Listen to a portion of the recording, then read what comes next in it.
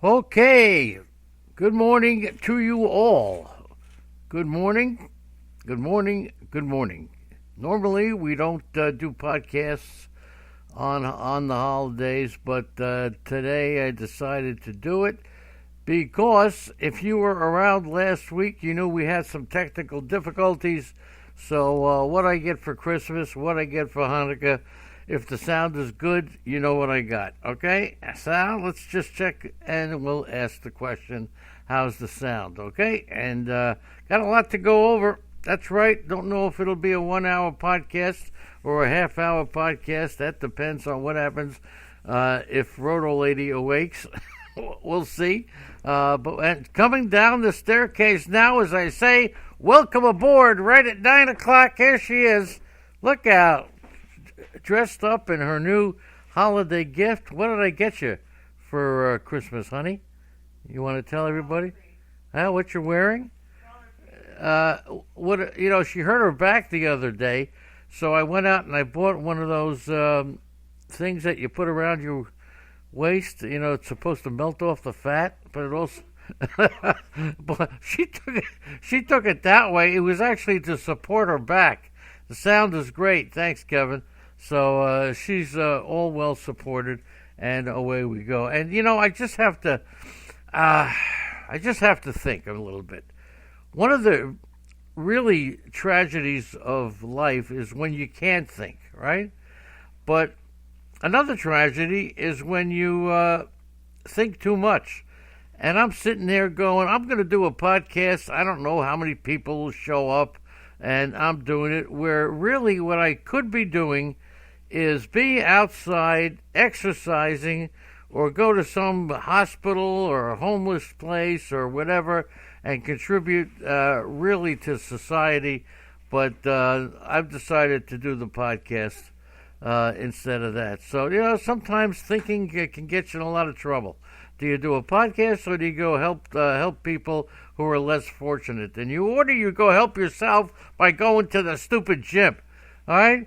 The other one, and here we have George in here trying to pick up women, okay, looking for guest Bernadette, who I think was, whatever. George will be on tonight at 6:30. The other thing is, and this I want to ask the chat room, how many of you in the chat room celebrated Hanukkah or Christmas or whatever you celebrated by buying your pet a gift? That's pretty common, right, Andy? People buy their pets, their dogs, their cats, their, You're my pet, and I bought you a Well, I'm her pet, okay, but how many people buy their pets a gift? And that's the question. And of course, the question is really, would the pets have been disappointed if you didn't buy the gifts? Did they expect the gift? Did they know it was Hanukkah or Christmas? And how much did you spend? I mean, with all the people out there, homeless, on the street, the whole thing, people who are much less fortunate, here we have people who actually spend their money not by helping others, but by buying their pets a gift for Christmas or Hanukkah, thinking that they'll be disappointed if they don't get anything. It's beyond belief, the way this country thinks. Got a lot of guests today. Hi, guests. Just make sure that the guests know how to do it, okay? The NL only stats, George said, are in the chat room. She'll get it. She got them. Thank you. So good morning to Eric and George and JR Matz and Tito Luna and Kevin and all the guests that have joined in. Guests, if you guess, let's just put it down. You have sound. Want to make sure you have sound, okay? And if you don't, we'll tell you how to get it, okay? Okay, so the Reds appear to be the favorite to land Japanese outfielder Shogo Akiyama. You're absolutely right about that. Shogo Akiyama could be someone that the Cincinnati team looks to sign. And, all right, look, with the White Sox signing Edwin Encarnacion, really, who's left? So, look, Akiyama also said that the Padres were a leading contender to sign him, and we'll see what happens. The possibilities, and the Reds, who seem to be preparing to utilize Nick Senzel in center field, but could take any number of different directions in adding Akiyama. So it's not a done deal yet, but we'll see what happens there. Here's a guy who could, supposedly a hitter, but we'll see what happens. Okay, remember Yashitomo Tsugo got a surprising 2-year, $12 million contract. So that could be something that will follow. All right, now let's get to the nitty and the gritty of the news, and of course you got to talk about the White Sox, who have been talking to Castellanos and Puig, and there's still talk, and I don't know about this Encarnacion signing. I don't get it. I do get it, but I don't get it, and I'll tell you why. They were talking about using Yasmani Grandal as a first baseman or a DH to keep him in the lineup. They still have McCann, so a trade could follow up there. Don't forget, they got Sevi Savala and this kid Collins, who's a catcher, waiting in the wings. Abreu, is he going to play first base every day? Is he going to DH? The White Sox, and the deal is $11 million and a $1 million signing bonus, and there's a $12 million option. There's no buyout, okay? Now, the White Sox designated hitters last year. This is the White Sox team. 17 home runs. No American League team had a lower slugging percentage at the DH. Only the Tigers had fewer home runs. So, Encarnacion, right, with a 34 home runs and a .530 slugging percentage. I think the White Sox slugging percentage was around .350 last year. So, does it fit? Absolutely fits. And here's what else could happen now, all right? So, I don't want to disappoint. This is not a Christmas present, but it shouldn't be a surprise to anybody. Chris Gallo is here. Drop Third Strike is here. Eric, George, Jonathan Danger, Dang Me Cole. You got J.R. Matson, Tito Luna, Kevin Hastings, and there he is. Unholy Toledo's back after a one-day hiatus.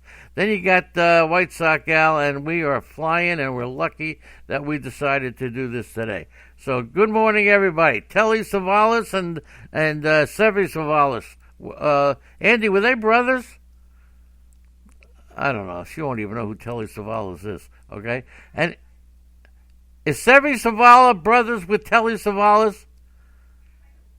You don't know that. Okay, anyway, George is just, he's a guy, he knows how to press my buttons. You know that, George? You can press my buttons any day. Now, here's the big problem. As a result of the Encarnacion signing, the White Sox may hold up Luis Robert. I keep calling him Luis Robert. It just sounds better. I know the Luis has a little twang to it. Luis, they call him, and then to call him Robert, something's not right with this guy's name. I say he's Luis Robert. Doesn't that sound like it's a better flow than Luis Robert? I don't know. Nick Madrigal, also, they could be held down now for service time reasons. All right? But when they're at full strength, this is what the White Sox lineup could be. Luis Robert at leading off. Anderson batting second. That's Timmy Anderson with the batting title. Abreu third. Moncada fourth. Encarnacion fifth. Grandal sixth. Jimenez seventh. Mazzaro eighth. And Madrigal. Are you kidding me? That's a hell of a lineup, right? All right? So let's give that some serious consideration when we're going to the University of Lost Wages in Nevada to place a bet. Encarnacion will be 37 on early January. He has hit at least 32 home runs in each of the last 8 seasons, with over 400 career home runs in 15 years. But okay, and he hit, 240-something with 34 homers, 80-plus RBIs. He was out from August 3rd to September 3rd. Remember, had that right wrist fracture, and wrist fractures are something that I'm not really, fond of to say that, okay? But 16 of his home runs came as a designated hitter. So he could play the position of designated hitter. Right, Andy? He can actually play the position of designated hitter. Sometimes it's not so easy. Some of the guests may be flowing in and out. Drop Third Strike is here because they don't know how to get the sound, okay? But That's, you got to ask. You got to speak up. Okay, at least the riffraff hasn't shown up yet. But they will. You'll see. Mark my words. We will get riff and raff here, both of them. Not the riff that was in West Side Story, a different riff. Now, some great... the White Sox options at designated hitter. Encarnacion, Abreu, James McCann could get some at-bats, Zach Collins, as that catcher I was talking about, and Yasmani Grandal. And Abreu had 3 homers and 19 RBIs.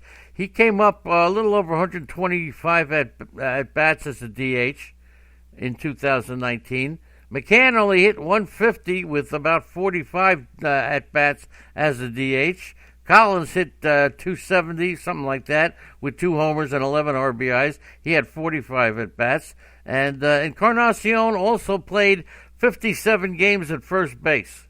3-time All-Star, we all know that. And at Guaranteed Rate Field. It used to be Comiskey Park, right? Hit 283, 7 homers, 27 RBIs in 32 games. So he'll join a roster that added 2-time All-Star Grandal, former Ranger Nomar Mazara. They re-signed Abreu. They got you kidding me? The White Sox of Chicago with Dallas Keuchel and Gio Gonzalez. There you go. That's pretty good. So they're excited in Chicago. They're even excited in New York and Metsville with Dellin Betances, who, by the way, remember, had a shoulder injury, had an Achilles injury.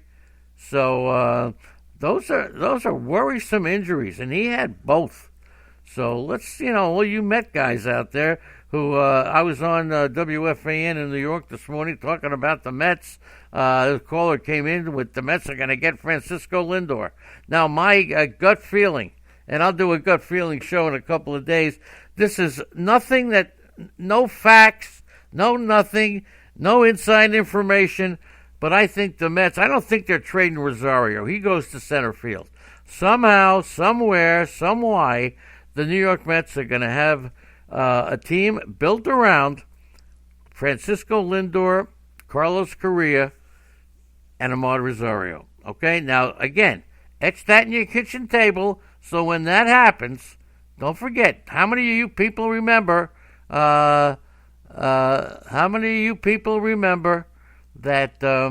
I predicted that the Red Sox would trade either Chris Sale or David Price, and I did that like 3 months ago, okay? Who's Chakins? What are you talking about? George Chikaris. Oh, he played in West Side Story. Andy thinks it's a player. All right, I think it wasn't Tony. Was that Tony? Yeah, that was Tony. I could have been Tony in West Side Story, but Maria was too tall. Anyway, that's a true story. When I went to camp in Monticello, New York, all right, I was supposed to be, because I could sing, and but Maria was much too tall for me. Zelmo, good morning, Dr. Z. And all you guests who are in here, come on. All right? And Andy's telling him that he makes no sense. Makes sense because if you put in center field, you put Rosario in center, and up on top of the lineup with Lindor and Carrera, and Steve Cohen's money is going to make it happen. The Mets are going to go out by the end of this year. As soon as he's approved, forget it. The Mets are going to go out and spend a tremendous amount of money. Absolutely tremendous amount of money. So that's, look, I don't think that's a gut feeling. I just think a lot of people really believe that, okay? So up and onward we go. All right, so far, this off season has been pretty good, right? Had a lot of fun, but I'm looking at the players who are not the top of the line players. I'm looking at the players. I mean, Jurickson Profar. Is he gonna bounce back? That's an interesting player now. Jurickson Profar.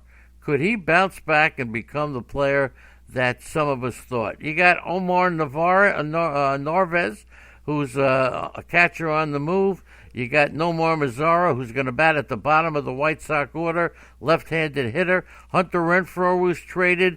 Jake Marisnick, There's nothing going on with Jake Marisnick. Then you got, of course, on the pitchers, interested to see Dylan Bundy. And I think the biggest question mark coming in, because of the value that Cleveland got for Corey Kluber, and people are forgetting, it's not the value of the player that they got. It's they got a team to take away a big chunk of cash. And that's what that was. But it's interesting to see, will Kluber come back with very few innings last year to be a stud pitcher again? Or are the days of Corey Kluber being a top fantasy pick gone? We'll see. Some of the players that we're looking at, whose names have been mentioned, and I mentioned Lindor, it's not. I take the position. Look, you got Lindor, you got Betts, and you got Arenado. Right? Those are the three hot tamales. But there's no way that a team like Cleveland or Boston or Colorado can trade these guys before the season starts. You can't do it. You can't do it. The fans will. You can't do it. You got to sell tickets first. You can't do it. Now, what will happen as the season begins and teams get off to a bad start, then you can trade Lindor, then you can trade Arenado, and then you can trade Betts. David Price has to go. David Price is gone. And when you see what they get back for David Price, you'll realize that what Cleveland got for Corey Kluber was a lot. Okay. Now, some of the other pitchers, I'm waiting for the Blue Jays that have spent a ton on new additions, but it still makes a lot of sense for them to shop a rental reliever in a market that is really starved, and I mean starved, of top-end relief pitching. I mean, you take a look at the market, there's nobody. There's just, when you talk about relief pitchers, I mean, I would not be surprised if Ken Giles is traded. I mean, if you look at the relief pitchers, there's nothing there. I mean, you got right-handed relief pitchers. You got, I'm just trying to think. Anybody? Let's see. Cody Allen's trying to come back, but he's nothing. You got Steve Cechek. He's nothing. Sam Dyson, okay, I could see a couple of dollars going on Sam Dyson. Greg Holland could be Daniel Hudson. He could be the top relief pitcher available in the draft. So that's one. I can't even think of another guy. Anybody think of another guy? Not Fernando Rodney. Not Dubrey Ramos. That could be the only top right-handed relief pitcher that I could see. Now, lefties, Tony Zangrani was never anything. There aren't any lefties. Johnny Venters, come on, Andy. His time is up, right? Or maybe not. Andrew loves Johnny Venters. That's for sure. So, I'm looking for Kenny Giles. Toronto could get blown away with Kenny Giles. And then Toronto, look, are they going to be contenders as much as they've done? I don't think so, but if you have Kenny Giles... Now, the reason we're talking this way is because of you guys who, if you're in an only league and you lose your player to the other league, you'll forget it. It's stupid. Although, there's really nobody that'll take Giles' place unless you talk about maybe Ryan Barecki or Anthony Bass or Sam Caviglio. I don't know, Wilmer. There's nobody. So that's the only reason. But still... Kenny Giles is on his walk year. So Toronto could get a couple of nice pieces for Kenny Giles. Maybe not now, but maybe at the trading deadline. Maybe at the trading deadline. Our other pitchers. Of course, we talk a lot about Matt Boyd. Several teams are still looking for their starting pitcher, Matt Boyd. And now keep in mind, one of the reasons that Matt Boyd has been such a good pitcher in the first half, and there's not a lot of time to go through this individually, but I took a look. 2 years in a row, Matt Boyd's schedule was extremely, I won't even say light, I'll say weak. Didn't even exist. Okay? didn't even exist. Phil Chaplin has joined us. Now, Arnie coming up next. Arnie will be up next. Doug Boyle will be Saturday. George is coming up at 6:30. Philly Chaplin will be here this morning. Tonight, Phil, at 6:30. Something like, I'll take a look. Phil Chaplin tonight. Chappie's World at 7, okay? So, great stuff here this afternoon, tonight, tomorrow, anytime you want it, okay? And my phone number, if you need me to talk about your keepers, and I promise new people I would give it, is 516-353-6375, okay? 516-353-6375. Now, I will tell you that, is today Monday? I don't even know. Okay, I don't know what today is. All right, I think today is Thursday, right? Yeah, it's Thursday. All right. So anyway, what happened? I got two. If you're gonna call me, but 10 in the morning till 7 at night. Last night I got 3 FaceTime calls from the same person. I don't even know who that person is. It may be a prank or what. I don't know what it is. Anyway, that's the story there. All right, let's just talk about a couple of other players that may be in the news. As far as pitchers go, well, of course, as I mentioned, you got David Price. He really underperformed last year. He doesn't look quite as expensive as the pitching contracts that have been given out now.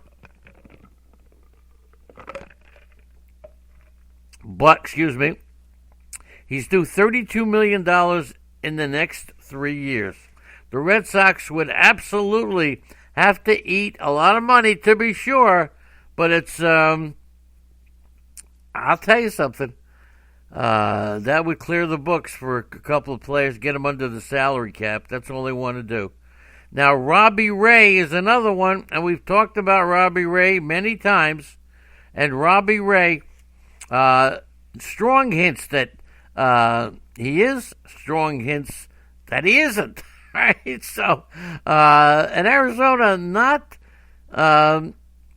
reluctant to make deals, as you very well know. They are not reluctant to make deals. Now, when you take a look at Robbie Ray, what do you get? He could be a very interesting pitcher on the right team. Now, Robbie Ray has pitched in the American League, that we know. In the National League, so with the fantastic Arizona Diamondbacks.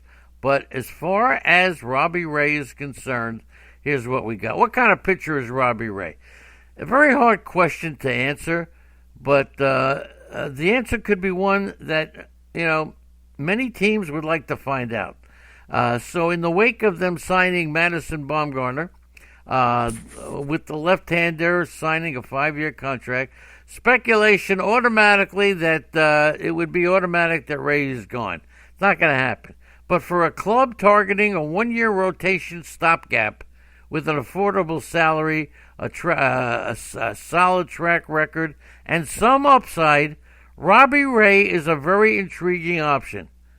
But when you take a look at his numbers, I don't know what kind of an option, all right, is he? So he's the best skilled pitcher in missing bats, okay?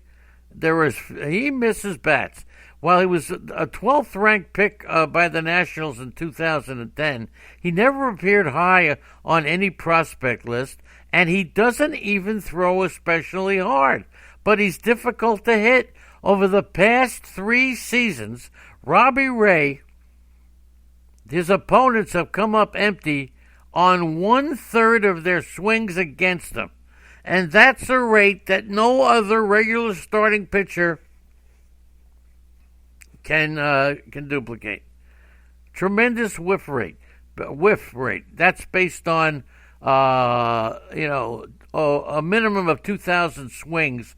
And I'll say from 2017 through 2019, Robbie Ray is tied with Blake Snell. All right, let's give it to him, all right? In the most swing and misses.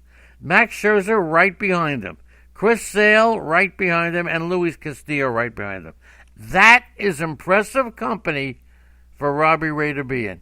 Absolutely impressive company. Okay? His four-seam fastball velocity, though, has dropped from just about 95 to 92.5 last year. But that pitch, that four-seamer, doesn't generate a ton of misses. He continues to ramp up the breaking ball. Okay, he threw it 47% of the time in 2019.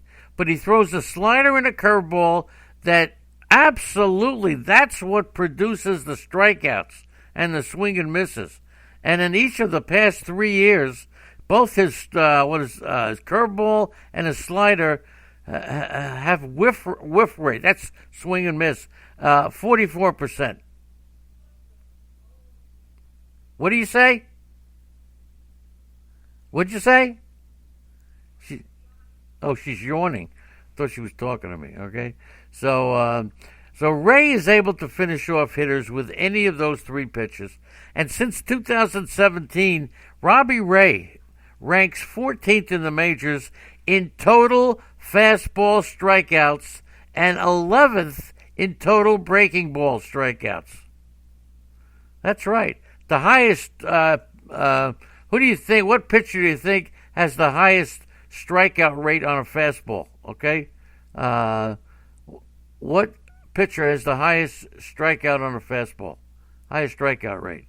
Once again, good morning to everybody. Zelmo, White Sox Gal, Unholy Toledo. Andy, I think the guests are coming in, but I don't think they can get sound. So we may have to have something put up to show the guests how to get sound. Okay? And for those guests who know how to get it, yeah, I know they can, but they don't know how to do it. Because all the guests are leaving. I like the guests. Until you know who shows up. But we'll see. We'll be ready for them, right? And we all know who I'm talking about. Okay. We'll see. All right. Now, the answer to the question, my friends, is not blowing in the wind. The answer, the pitcher that was able to finish off hitters, okay, with the highest strike, Chris Sale. Max Scherzer was next, Garrett Cole, Verlander, Robbie Ray, and Jake DeGrom. But strikeouts aren't everything. You can make a real convincing case that the five pitchers joining Robbie Ray, meaning Cole, Verlander, DeGrom, Robbie Ray was actually fifth, Sale, and Scherzer. The five pitchers have been the best starters in the past 3 years. So Ray ranks, really.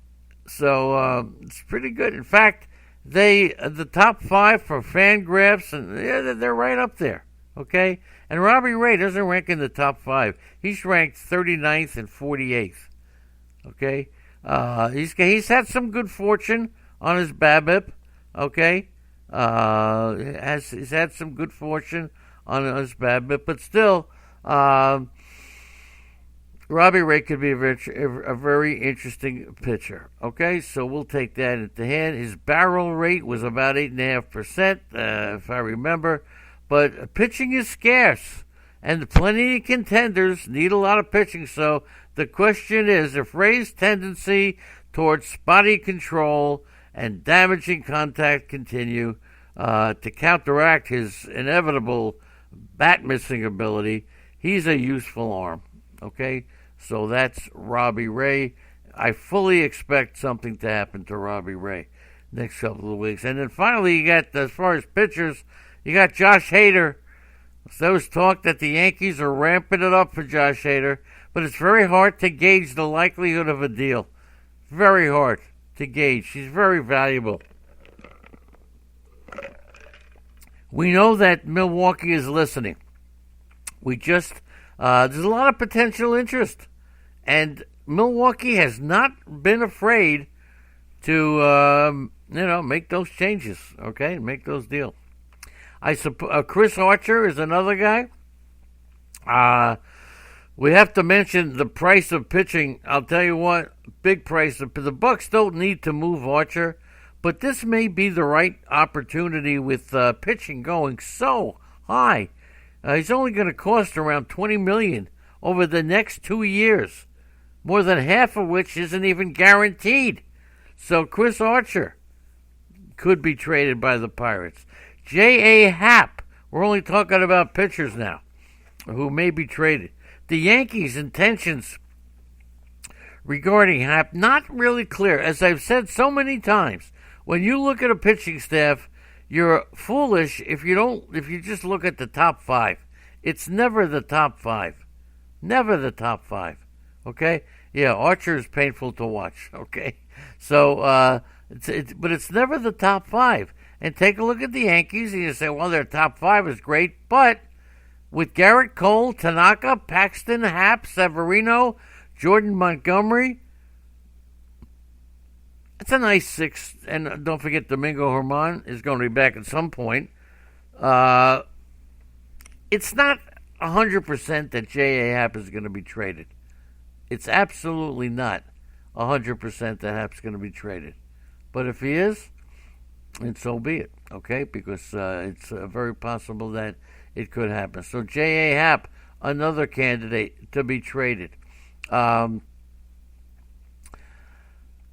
tell you what, I think the Yankees have done a terrific job. I don't think anybody's going to say anything other than that. But it's not, this pennant is not, it's about depth. So I'm thinking that the Yankees are going to keep J.A. Happ, okay? So those are the top pitchers that I'm taking a look at. If Brad Hand, you want to go into the relief market, he could be traded. It's all speculative that Cleveland's going to trade Hand. We really haven't seen anything in any rumor, but he does, every once in a while, his name has come up, and we know that Cleveland is willing to discuss if they trade Lindor. If they trade Francisco Lindor, they got to trade Brad Hand. It's just gonna happen. Now, another relief pitcher who could be dealt is Michael Givens. Okay, Michael Givens. He's pretty established. Joe Jimenez could be traded by Detroit. No question about it. No question about it. And there's a pitcher on Kansas City named Tim Hill, 29 years old. Okay? So Jimenez, the Tigers will remain patient. He hasn't proven himself. That's why I don't really think they'll get a ton of interest in him. But they could pursue trade scenarios. No question about it. Okay? So to me, and then, John Gray out in Colorado, we've heard Clevenger's name been mentioned. I got to tell you, this is all these players are all players that have been named at one time or another. Even Kirby Yates, his name has been mentioned. Ian Kennedy's name has been mentioned. Okay, it just came out, and these are rentals. I mean, Yates will be a rental. Kennedy will be a rental. Jeff Samardzija is a rental, in spite of the fact that Henry Schulman said he's not going. It might be. Now, younger players who have multi-year contracts still in effect. Steven Matz. Why wonder if the Mets would wind up trading Steven Matz? It seems against the grain, right? But they traded Wheeler, and I think they're just trying to establish a new culture. In getting Porcello and who's the other guy? And Waka. Wouldn't shock me if they traded Steven Matz because he's got multi-year control. Somebody else may take a chance on him. Jose Urena, Nationals. Look, the Marlins are always willing to trade him. Brad Keller. Andy and I spoke about him last night. Now, could you imagine a couple on Christmas night sitting around in the living room and talking about Brad Keller? That says it all, right? Veterans who have expensive contracts who could be dealt. Jake McGee, Brian Shaw, nobody there, but we'll see what happens there. And anyway, that just about kicks it in the wall. That's it. Got to go take the car in. Had a little fender bender the other day, but it's only the car, right, Andy? Only the car. I want to talk about, for a second, I can't help but thinking that J.A. Happ. I mean, Toronto has asked the Yankees about it, but then Toronto's made some trades. Being here in New York, that's all you hear about, okay? J.A. Happ. He finished, he had 12 and 8 last year. Had a 4.9 ERA, but he posted his lowest strikeout per 9 rate in the last 3 years. So the Brewers already added to their rotation in the offseason. They signed Chase Anderson even before they made their last deal. That's the Blue Jays. So we'll see about that. But that's the J.A. Happ talk. Anyway, sincere thanks for everybody who made it in on what we called an off day. All right. Chris Gallo, I thank you, sir. I thank you, Doug. See Doug on Saturday morning. Drop third strike. We thank you. Eric Karoff, thanks so much, kiddo. George, tonight at 6:30, J.R. Matz from the great state of Cincinnati. The great Tito Luna. Phil Chaplin, tonight at 7. Tonight at 7. Kevin Hastings, Unholy Toledo, White Sox Gal and Zelmo. Sincerely appreciate and love you all. And to all the guests, we thank you, okay? And once again, just let me check and see. George will be on at 6:30. Chappie, are you on tonight? It's not. Wait a second. I just got to make sure Chappie's on tonight. I don't want to give the wrong information. Chappie, could you confirm it that you're on or you're not on or whatever it is? Just want to confirm it. According to the unofficial schedule, Chappie, baseball tonight. Andy, change that. We'll speak to you tomorrow, everybody. Thanks for joining me.